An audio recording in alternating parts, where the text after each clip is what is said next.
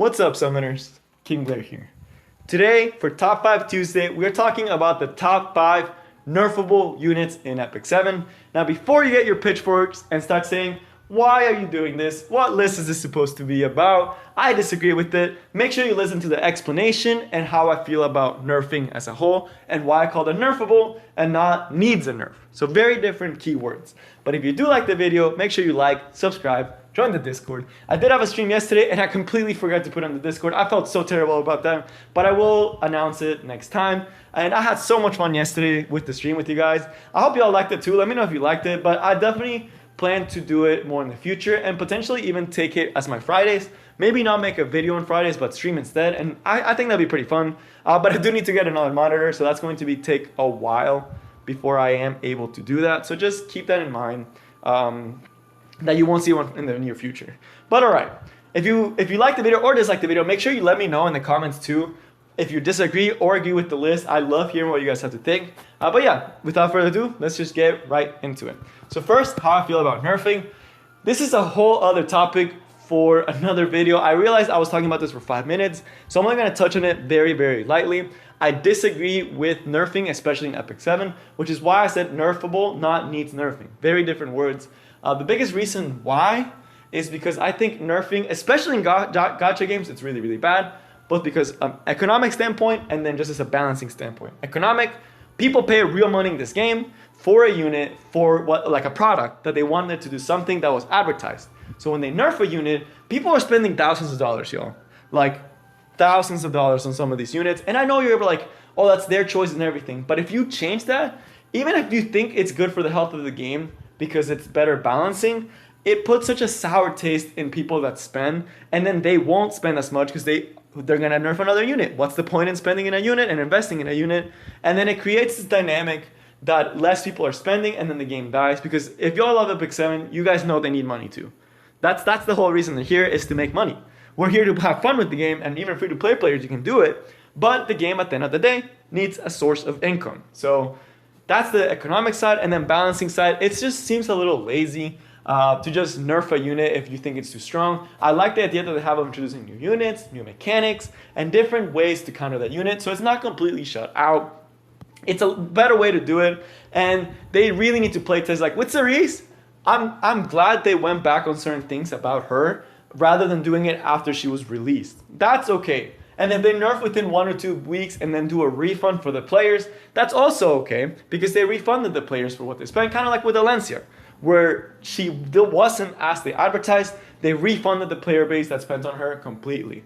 Still a really good unit, but I'm glad they did it that way. But all right, as far as how the list was made, primarily based on my opinion, like 70%, like 25% of it is like the data from last week about arena defense units, because I did get to see the highly used arena defenses, and then other people's offenses.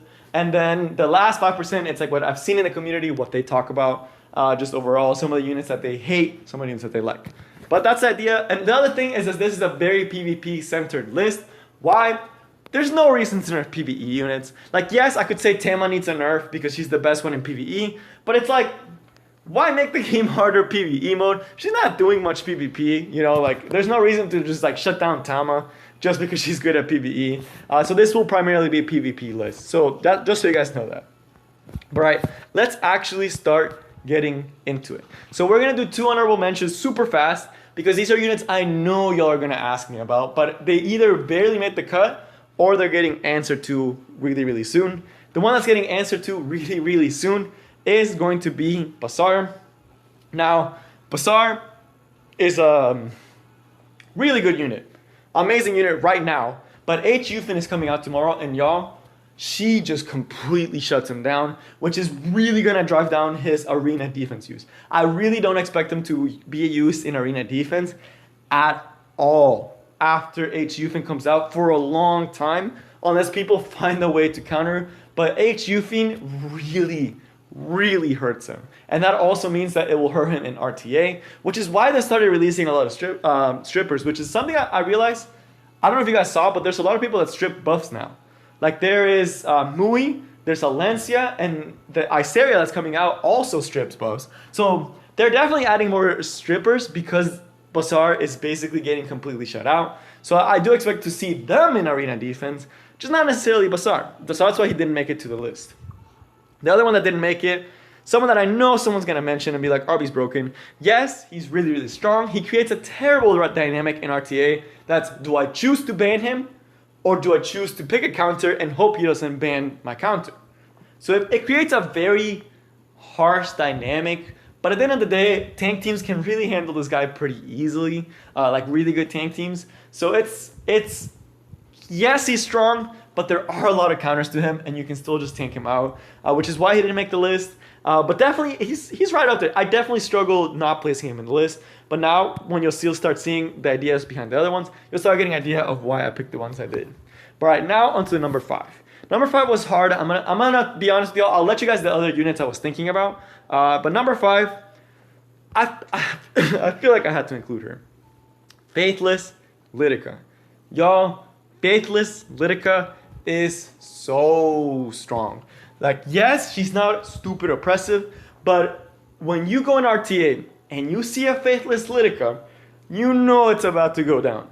You either have an answer to her or you straight up just lose. So RTA, she's very oppressive. Arena offense, y'all, if you have a Faithless Litica, you're set for arena offense, for cleave. She's so freaking good for a cleave in offense. Let me tell you why. So yes, she's very hard to build, but she does have a higher base speed than a lot of the other setups, mostly Basar, and Oxlots. She is faster than Oxlots, I believe. Slightly faster, not by a lot, but still faster. The S2 is AoE, dispels the buff. So yes, Basar strips 2, but this does 2, and it can be counterattacked. So that means Emo can, doesn't matter. Charles, doesn't matter. You're not getting counterattacked. And this skill is so good. For that, you strip the buff, and then you give your team combat readiness, 20% if you crit on everyone. So she does need the 100% crit, because that's a 20% combat readiness boost, and then she gets 80% combat readiness boost, which is essentially a turn when you pair her with Challenger Dami. So there's a lot of really strong arena offense teams and RTA teams built around this S2. It opens up so many possibilities. It makes Sin Angelica so much stronger just because this is such a strong setup skill. And then having skill nullifier on top of that, oof, it's really hard to get around. If she gets first turn, you're probably losing. If you can't cut in with a General Purgus or something like that, you pretty much lose. I do expect to see more of her once Basar is taken down, because cleaves are going to be more popular now for arena now that Basar is not as strong. So having someone that's really fast will definitely help. So I do see her coming back, like coming stronger in the future, which is why I included her at number 5. Now for number 4, it is going to be someone who is, for a lot of players, especially early to mid-game players, y'all won't understand this pick, but it's kind of a hot take, but Alencia. If you have ever gone against a good Alencia, y'all know what I'm talking about. High level play, like upper level champion, legend, like whatever, she's highly coveted. People first pick her, like boom, first pick. Why? There's no really any counters to her. Why? She's extremely tanky. And then the way people build her will be like 14k defense, 20k HP, like really close to 100%, if not 100% crit, and like 250 plus crit damage, while still having 180 speed. Like people in high level up with the right gear can make godlike Alencias that are just so hard to kill, and she does so much. The AoE, just the AoE, strips everyone. If this hits a Charon, your Charon's dead. She's putting him all the way to the bottom and then stripping the buff. That's how useless Charon. Anyone on her team can follow up and he's dead. It really hurts Charon, so even fire units, which is one of the units that counters her, doesn't do that good. She also dispels buffs, and y'all, Craw Diani is probably one of the most popular combos in Arena. And with H. Yufin coming out and potentially completely shutting out Basar, this skill is going to be so strong, even more strong than before. So just this one skill, and then on top of all that, stripping all the buffs, she gives increased defense, makes it harder for you to kill her. This skill is stacked with stuff that just pairs so well with her, because then the first skill does damage based on her health. Yes, people add crit damage, so it does more damage. And then when she has Mind's Eye, when you're trying to take her down, she gets Mind's Eye, she attacks you, decreases defense, pop skill 2. She's doing like 20k. Easy. 20k easy on like squishy units. if she gets a decreased defense. On tanks, it's like 10k. And it's so crushing because she's so tanky. Y'all, she's really hard to take down, which makes her very, very strong in this position. Now, for number 3. I really struggled with this one, but I feel like I have to get it to him. So this is the one that I was going to tell y'all. It's tough, but I was in this spot, it was between him, Rolla Light, or Dizzy. Dizzy because she's very crushing, but then I realized Dizzy does have a lot of counters. Rolla Light only does one thing really, really well, and she has counters in Sangelica, and it's like, yes, she's really, really annoying, but she's not making you lose fights. This is the unit that Rolla Light is usually reviving, which, yes, this is one of the ones I know people are going to argue about, and I really struggle with this one too, but Remnant Violet, he has made a massive splash. He's completely changed the meta. People knew he was going to do that, but I didn't think it was going to be to the extent that it is now. Even without Rolla Light, this guy is still amazing. This skill does so much damage. The versatility he gets, he can either be lifesteal, he can be counter set, or he can be speed. The speed ones, they can come in with this skill, pop a unit, boom, they're dead, and you just can't kill him. And he just takes turn after turn after turn, and it's so much DPS, and this skill is just like a one-hit wonder. It's like, this unit's dead, boom, and now you can't kill me for a while. And you have to focus me down, or I'm going to practice skill again. And if you get unlucky, I practice skill again and kill someone else. It's so good, and the fact that it gives him attack buff makes him so good as a standalone unit. Yo, he's everywhere. He's in Guild Wars, he's in Arena Defense, he's in Arena Offense, he's in RTA, he's in all PvP aspects, and he's stomping it right now. He's so hard to deal with, and people are still finding counters to him. Yes, Melissa is going to be a strong counter. MLI Seria, going to be really strong against him, but that's still in 2 weeks for MLI Seria. And he is, even with that, I don't even think it's going to be enough, because people really have strong Rylet's build. He is nuts and does so much stupid damage. That's why I have to put him there. He honestly, I'm pretty tilted by him. But now, number 2, it may come to no surprise to y'all with the number 2, Seaside Bologna. Y'all, she came out over a year ago and had her rerun, and she is still a godlike unit. This skill 2 is one of the weirdest property skills in the game. AoE attack, decreased defense. Skill 3, two debuffs that are both really, really strong. And then paired up with specialty drink, it's just so strong. People always say Ruana counters her, and she does, but it has to be in a tank team.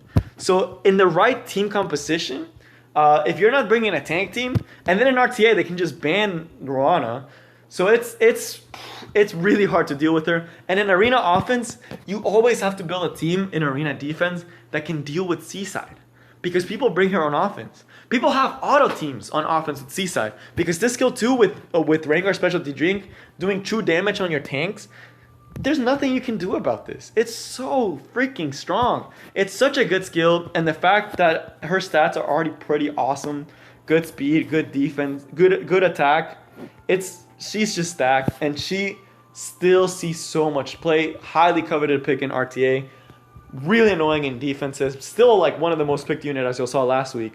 So again, Seaside, definitely a unit that could be banned, that could be nerfed, because she's just so strong. And then last, but definitely not least, at the number 1, Fallen Cecilia. Y'all, people still don't talk about this, but all these other units, Seaside, Arbiter Vildred, Rylan, all these different units are nothing without the support of Fallen Cecilia. It is so hard to build a good team in Champion and above without Fallen Cecilia. As we saw, 70% of teams have Fallen Cecilia. She's on almost every single Guild Wars defense. She actually makes units function the way they're supposed to. She is the best defensive unit. And then for offense, with Judge Kise, Celine can't do anything because she's around. Like, yeah, you have a Celine that does a ton of damage. Slap on an FCC with like an adamant shield. What's your Celine gonna? She's not gonna kill anything. That barrier's too thick. You know? So it's like, y'all, Fallen Cecilia, I have a personal vendetta against her. She's been around for ages. I think one of the first Mystics, she was the third Mystic summon. She was the third Mystic summon, had her rerun, highly regret not pulling for her. One of my most wanted ML units, because she honestly, it's like without her, you can't make a really good arena defense like easily. Like yes, there are a lot of players that don't use her, but most players do because she is that good. Y'all could talk about Cecilia forever. But now, just to give a super quick rundown of all of them and the ways that they could nerf them. I wanted to do this at the end, so it's a little bit faster and y'all can just hear at the end what could be done. So for number 5, which was Athletica, honestly, just take the skill nullifier off. She's fine. With the skill nullifier, she's super strong. So that would be the nerf I would give her if she ever needed a nerf, but I think she's fine. With Alencia, take off the increased defense or make it so it's only 2 buffs or something, because right now she's pretty good. That would be like the nerf you could give her. I didn't want to talk too much about that because, again, I mentioned nerfs shouldn't be a thing. For number 3, Violet, man, if you just take off the initial evasion, he's actually trash. So I don't think they should do that. But I don't know. Violet, it's just like, honestly, the evasion is kind of annoying. Make it easier to just remove evasion. Number 2, with Seaside. Honestly, I think Seaside is balanced without specialty drink. So it's more of an artifact problem more than like a character problem.